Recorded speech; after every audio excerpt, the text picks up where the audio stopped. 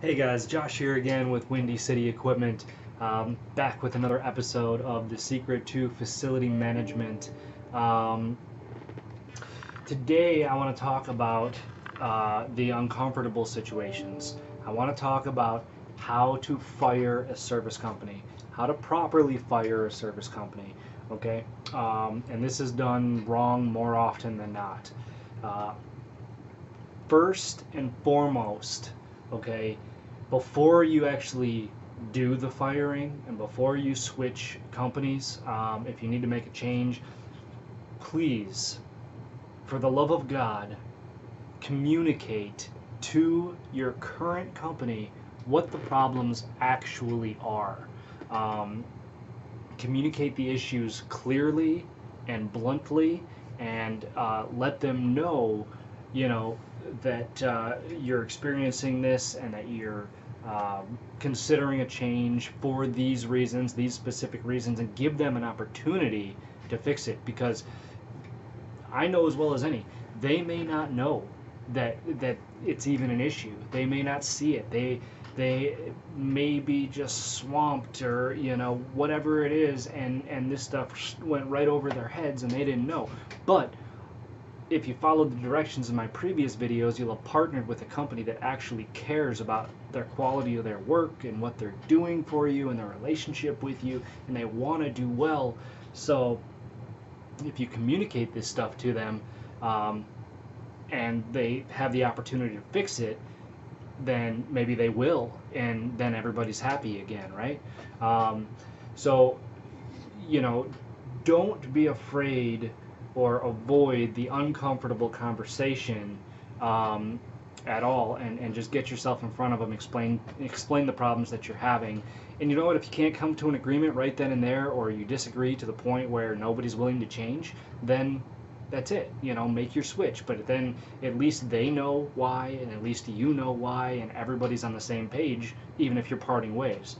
um, Also, please don't just stop calling them and call somebody else. All right, because that, from a service company standpoint, that's kind of like a slap in the face. Look, I get it. I'm human. We all make mistakes. It happens. It's gonna happen, but I'm all about improving my company every single day, and I can't do that without proper feedback. If I have that feedback, I can take the steps necessary to rectify any and all situations.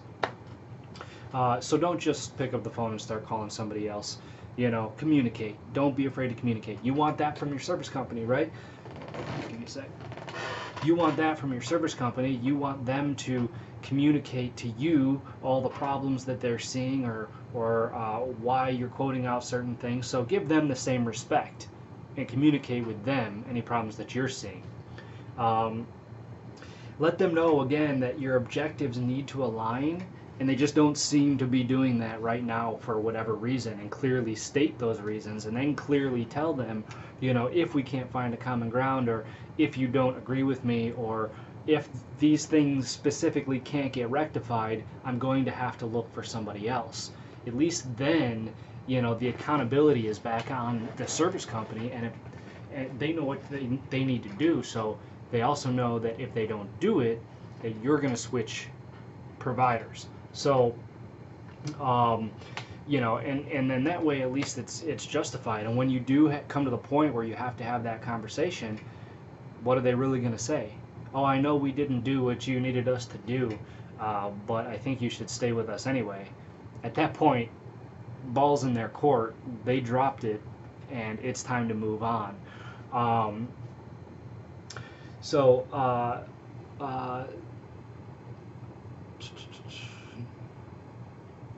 right. So if they end up fixing the issues that you discuss, then, like I said, everybody wins. But if they don't, then it's time to part ways, and you both do what you need to do. And hopefully that company can take it as a learning experience.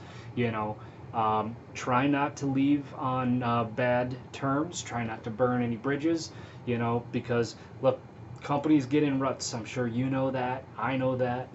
My company's been in a rut before. Your company, I'm sure, has at one point or another, and sometimes it takes a while to get out of it. But the strongest companies eventually do, and usually they emerge even stronger or even better than they were before, because they took that experience and they learned from it. So there may come a point in the future where you need somebody's help right away, and you want to be able to have that somebody to call and say, hey, I'm back, do you want another shot, what's different, all of that stuff. So short episode this week, but I thought it worth mentioning. Firing a service company seems to be something that is elusive these days. They just kind of, the calls, dwindle down until you never hear from that customer again. I always appreciate upfront honesty, even if I'm getting fired.